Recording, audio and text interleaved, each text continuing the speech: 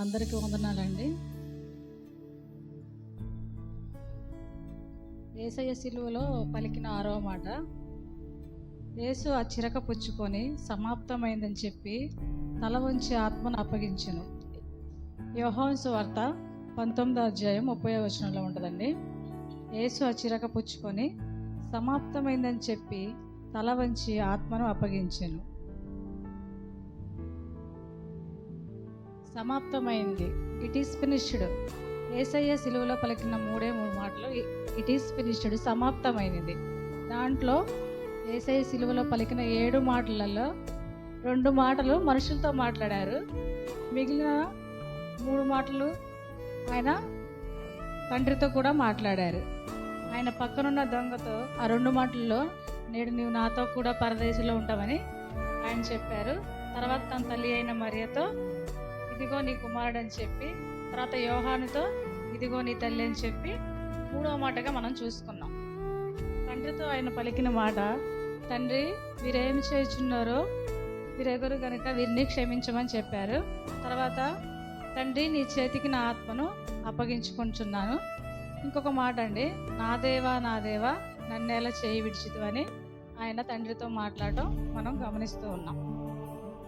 ఒక్కరికే కాదండి, ప్రపంచానంతటికి, ఇంకా దేవుడితో కూడా ఆయన ఏం చెప్తున్నారంటే, ప్రపంచం అంతటికి దేవుడికి గట్టిగా వినపడుతున్నట్టుగా ఆయన ఎందుకు ఈ లోకానికి వచ్చారో, ఆయన వచ్చి ఏం పని చేశారో సమాప్తమైందని ఆయన సిలువలో పెద్దగా కేక వేసి చెప్పినట్లుగా మనం గమనిస్తూ ఉన్నాం అన్నమాట. ప్రసంగి గ్రంథం 7వ అధ్యాయం 8వ వచనంలో ఒక మాట ఉంటుందండి, end of matter is better then its beginning అనమాట. కార్యారంభం కంటే కార్యాంతం ఎంతో మేలు. ఏదైనా ఒక కార్యాన్ని ఎవరైనా స్టార్ట్ చేస్తారు, కానీ చివరి దాకా ఉండి దాన్ని ముగించడమే గొప్ప పని అనమాట.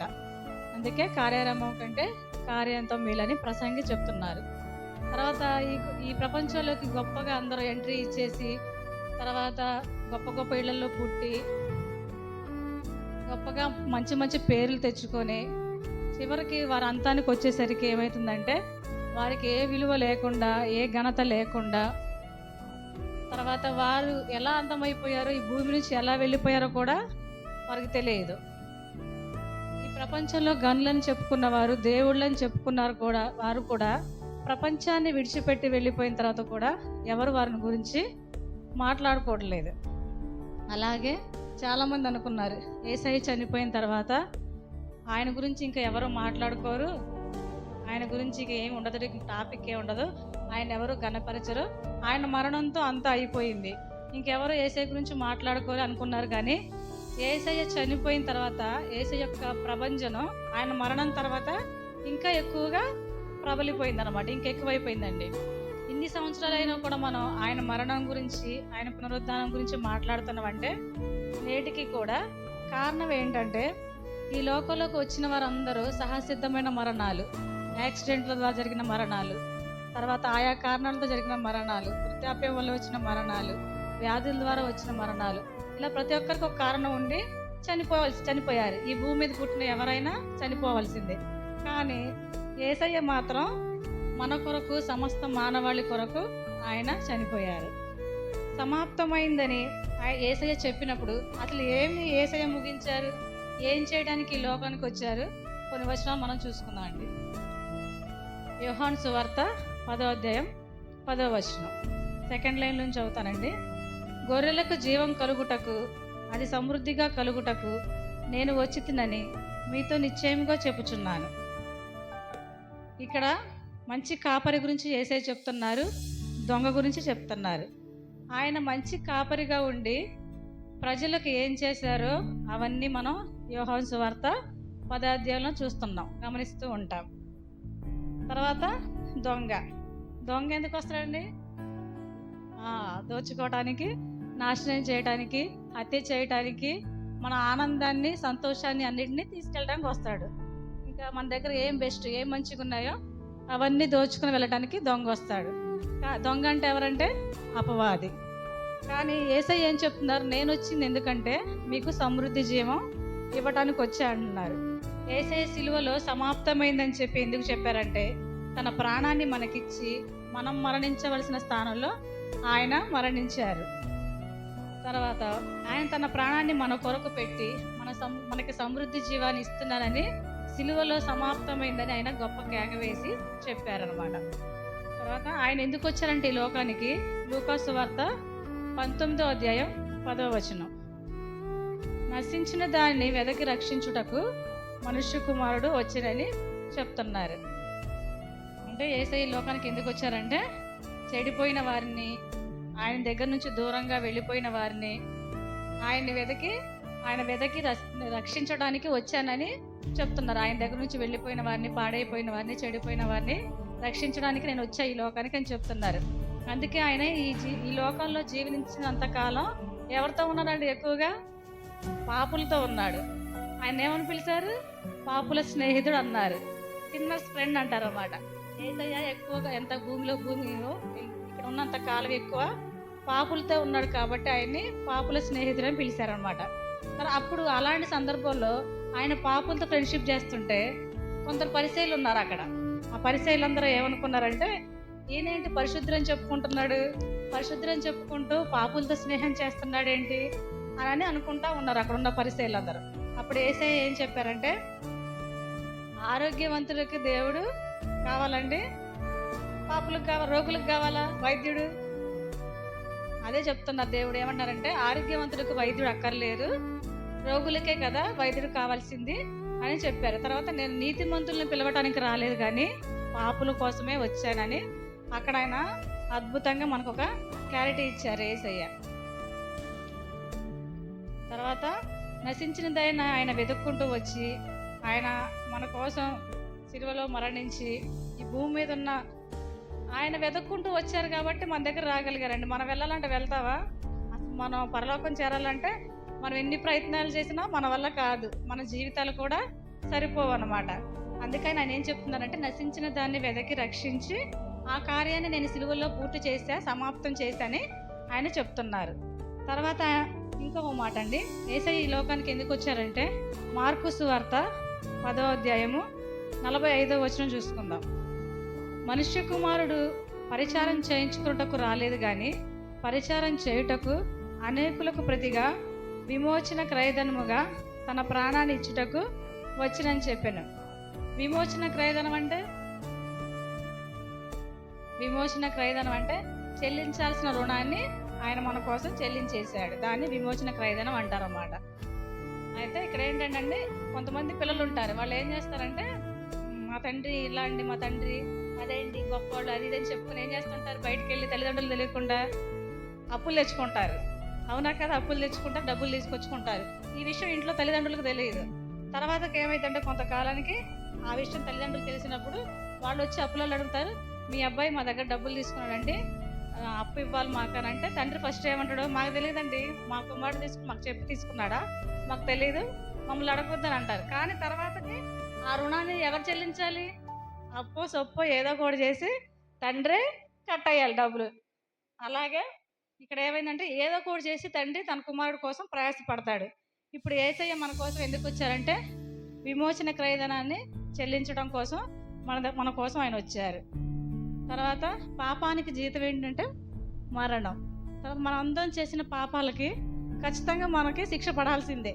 కానీ ఆయన ఏం చేశారు, మన పాపాల కోసం సిలువలో మనల్ని తప్పించి ఆయన మరణించారు. ఈ నెలాఖరికి మనకి ఒకవేళ మనం జాబ్ చేస్తున్న ఏదైనా పని చేస్తున్నా మన అకౌంట్లోకి జీతం ఎట్లా వస్తుందో, మనం చేసిన పాపాలకు కూడా జీతం అట్లా రావాల్సిందే. కానీ యేసయ్య ఏం చేశారంటే, మనం చేసిన పాపాల కోసం మనల్ని తప్పించి సిలువలో ఆయన మరణించారు. ఆయన మరణించడం ద్వారా మనకు విమోచన క్రయధనాన్ని సిలువలో ఆయన మనకు చెల్లించారు. తర్వాత ఇంకొకటి చూసుకుంటే, యోహాను సువార్త 17వ అధ్యాయం 4వ వచనం, సిలువ మరణానికి వెళ్ళటానికి ముందు, గెత్సెమనే తోటకు ఆయన వెళ్ళటానికి ముందు ఒక అద్భుతమైన ప్రార్థన చేశారు. ఇక్కడ ఏమని చేశారంటే, చేయుటకు నీవు నాకు ఇచ్చిన పని నేను సంపూర్ణంగా నెరవేర్చి భూమి మీద నేను మహిమపరిచితిని. ఇక్కడ ఏం చేశారంటే, ఆయన గెత్సెమనే తోటకి ఇంకా వెళ్ళలేదండి, సిలువ మరణానికి కూడా వెళ్ళలేదు. అప్పుడు ఏం చేశారంటే, ఆయన తండ్రి తన కుమారునికి ఏ పని అయితే అప్పచెప్పారో ఆ పనిని నేను సంపూర్ణంగా చేశాను తండ్రి, నెరవేర్చానని చెప్పి ఆయన్ని మహిమపరుస్తున్నారంట యేసు ప్రభు గారు. తర్వాత పని అంతా పూర్తి చేసిన తర్వాత సంతృప్తితో మనం ఏదైనా పని మధ్యలో వదిలేస్తే మనకు సంతోషంగా ఉంటుందా? ఉండదు కదండి. ఏదైనా పని, ఒక ఇల్లు కట్టడం అయినా, ఏదైనా పని చేయడం అయినా, ఏదైనా సరే మనం దాన్ని కంప్లీట్ చేస్తేనే మనకు సంతోషం, ఆనందం ఉంటుంది. అలాగే యేసయ్య కూడా ఏం చెప్తున్నారంటే తండ్రితో, నువ్వు నాకు ఇచ్చిన పనిని నేను నెరవేర్చి ఈ భూమి మీద నేను మహింపరిచాను అన్న సందర్భంలో సంతృప్తితో, సంతోషంతో వేసిన కేక ఏంటంటే సమాప్తమైందని చెప్తున్నారు ఇక్కడ యేసయ్య. అప్పగించిన పనిని చాలా మంది ఏంటంటే బాధ్యతగా చేయరు, కానీ యేసయ్య మాత్రం మన కోసం భూమి మీదకి వచ్చి ఈ పనిని ఎంతో చక్కగా మన కోసం చేశారు. తర్వాత యేసు ప్రభువుని ఆ తోటలో బంధించి ఏం చేశారంటే కొరడాలతో కొట్టి, సంఖ్యలతో బంధించి, ఇవన్నీ తెలుసా అండి? తెలీదా యేసు ప్రభుకి? నన్ను కొడతారు, నన్ను బంధిస్తారు, సిలువ మరణానికి అప్పచెప్తారు అన్నది యేసయ్యకి ముందే తెలుసు కదా. కానీ ఆయన ఏం చేశారు? తప్పించుకున్నారా? తప్పించుకోలేదు. ఆయన తోటలో బంధిస్తారని తెలుసు, కొరడాలతో కొడతారని తెలుసు, సంఖ్యలతో బంధించి యెరూషలేము వీధుల్లో వియా డోలరస్ అనే మార్గంలో ఆయన తీసుకెళ్తారని కూడా ఆయనకు తెలుసు. ఇవన్నీ తెలుసు కూడా సరే ఆయన ఏం చేశారు? ఆయన ఎక్కడా కూడా రాజీ పడలేదు, ఎక్కడా కూడా ఆయన తప్పించుకోలేదు. నేను ఎందుకు చెయ్యాలి వీళ్ళ కోసం అని చెప్పి యేసు ప్రభు ఎక్కడా కూడా ఆయన బాధపడలేదు, తప్పించుకోలేదు అనమాట. తండ్రి నీ చిత్తం అయితే ఈ గిన్నె నా దగ్గర నుంచి తొలగించమని ఇంకా ప్రార్థన చేశారు. అది కూడా నీ ఇష్టమైతేనే చెయ్యి ప్రభువా, లేకపోతే లేదని చెప్పి ఆయన తండ్రిని కోరుకుంటారు. అన్ని శ్రమలు యేసు ప్రభు సిలువకు అప్పగించుకొని శ్రమలన్నీ పడ్డారు, ఇంకా ఎక్కడా కూడా ఆయన తప్పించుకోలేదు. అందుకే యేసయ్య అనగలిగారు, నేను సమాప్తి చేశానని. సమాప్తమైందని విజయంతో వేసిన కేక్ అనమాట సిలువలో. అది సంతోషంగా విజయంతో చెప్తున్నారు. ఒక క్రికెట్ మ్యాచ్ జరిగినప్పుడు కానీ, ఏదైనా గేమ్ జరిగినప్పుడు కానీ, ఆ క్రికెట్ మ్యాచ్లో ఏమవుతారు? ఓడిన వాళ్ళు ఉంటారు, గెలిచిన వాళ్ళు ఉంటారు. అప్పుడు ఎవరు ఎక్కువ కేకలు వేస్తారు? అక్కడ గెలిచిన వాళ్ళే కేకలు ఎక్కువ వేస్తారు. ఓడిపోయిన వాళ్ళు సైలెంట్గా ఉండి పక్కకి వెళ్ళి మాట్లాడుకుంటూ మౌనంగా ఉండిపోతారు. గెలిచిన వాళ్ళు ఏం చేస్తారంటే సంతోషంతో, విజయంతో కేక వేస్తారనమాట. కాబట్టి ఆయన కూడా సిలువలో ఏం చేశారంటే గెలిచారనమాట. సమాప్తమైందని చెప్పి ఆయన ఏంటి సిలువలో మన కోసం మరణించి, మన కోసం మన మరణాన్ని ఆయన తప్పించి, ఆయన మరణించి ఆ సిలువలో ఏం చేశారంటే గెలిచారు. కాబట్టి ఆయన సమాప్తమైందని చెప్పి విజయంతో, సంతోషంతో గొప్ప కేక వేశారు. తర్వాత యేసయ్య ఏం చేశారంటే యేసయ్య శత్రువుతో కూడా పోరాడారు.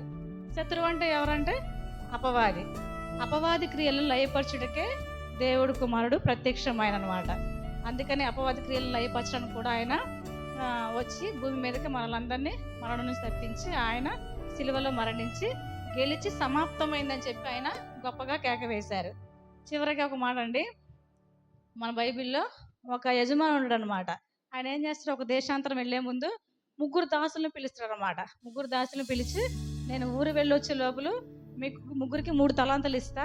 మొదటి వాడికి 1, రెండో వాడికి 2, మూడో వాడికి 5 తలాంతలు ఇస్తా. వీటిని మీరు అభివృద్ధి చెందించండి, వ్యాపారం చేసుకోండి అని చెప్పి ఆయన దేశాంతరం వెళ్ళిపోతాడనమాట. వెళ్ళిపోయి వచ్చిన తర్వాత మొదటి వాడిని 5 తలాంతలు ఇచ్చినని పిలిచినప్పుడు ఆయన ఏమంటాడంటే, యజమానుడు నేను దాన్ని ఏం చేశానంటే డబల్ 10 చేశాను చెప్తాడు. 2 ఇచ్చిన ఏం చేస్తానంటే నేను 4 చేశాను చెప్తాడు. కానీ 1 ఇచ్చిన వాడు ఏం చేస్తాడంటే, నువ్వు ఇలాంటి వాడు నాకు తెలుసు, నువ్వు వచ్చి మళ్ళీ నీ డబ్బులు నువ్వు అడుగుతావని తెలిసి నేను దాని భూమి మట్టి తవ్వి దాచేసి దాంట్లో పెట్టేసి తీసుకుని నీ డబ్బులు నువ్వు అంటాడు. అయితే వీళ్ళల్లో ఆయన ఎవరిని మెచ్చుకున్నాడు? 5 తలాంతలు ఇచ్చిన వాడు డబల్ చేశాడు కదా, 10 చేసిన ఆయన్ని 2 చేసిన ఆయన్ని మెచ్చుకున్నాడు అనమాట. అయితే ఇక్కడ ఏంటంటే అక్కడ ఏమన్నాడు ఆయన? బల నమ్మకమైన మంచి దాసురాలా అని చెప్తున్నారు అన్నమాట. అయితే దేవుడు మనకిచ్చిన పని కూడా మనం ఏం చేయాలంటే భూమి మీద అన్ని ఆయన కోసం మనం నెరవేర్చాలి. అప్పుడు దేవుడు వచ్చినప్పుడు కూడా మనకిచ్చిన పని అంటే ఏంటి?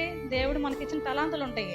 పాటలు పాడటం కానీ, ప్రార్థన చేయటం కానీ, ఆయన కోసం విజ్ఞాపన చేయటం కానీ, ఆయన గురించి సువార్తను ఇతరులకు చెప్పటం కానీ, మనలో క్రీస్తు ప్రేమను చూపించమని దేవుడు మనకు ప్రతి ఒక్క మనిషికి ఒక తలాంతు ఇచ్చారండి.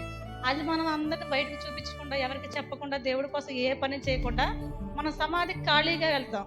సమాధికి వెళ్ళేటప్పుడు ఇవన్నీ తీసుకొని వెళ్ళిపోయామనుకోండి, ఏది పాటలు పాడే తలంతిని ప్రార్థన చేయకుండా, ఎవరికి యేసు ప్రభు గురించి చెప్పకుండా మన సమాధికి వెళ్ళిపోతే సమాధి సంతోషపడిద్దట. అందుకని మనం ఏం చేయాలంటే సమాధి బాధపడేటట్లు చేయాలి. సమాధికి వెళ్ళేటప్పుడు ఏం చేయాలంటే ఈ దేవుని కోసం మన శ్రమ పడటం, దేవుని గురించి ఇతరులకు చెప్పడం, అనేక మందిని రక్షించడం, పాటలు పాడటం, ప్రార్థన చేయటం, మనకు అప్పచెప్పిన పనిని బాధ్యతగా నెరవేర్చడం, ఇవన్నీ మనం సంపూర్తిగా చేసి మనం కూడా సంతోషంగా చనిపోయినప్పుడు సమాధికి వెళ్ళినప్పుడు సమాధి బాధపడుతుంది, దేవుడు సంతోషపడతారంట. సో ఇక్కడ అలాగ మనం దేవుడితో కూడా బల నమ్మకమైన మంచి దాసురాలా అనిపించుకొని ఆయన ఇచ్చిన పని సిలువలో తండ్రి ఇచ్చిన పని కుమారుడు ఎలా సమాప్తి చేశారో మనం కూడా ఆయన కోసం ఆయన ఇచ్చిన తలాంతులను వాడుకొని మనం కూడా ఈ భూమి మీద యేసు ప్రభువుని మహింపరిచి ఘనపరిచి చివరికి ఆయన దగ్గర చేరుకోవాలండి. అందరికీ వందనాలు.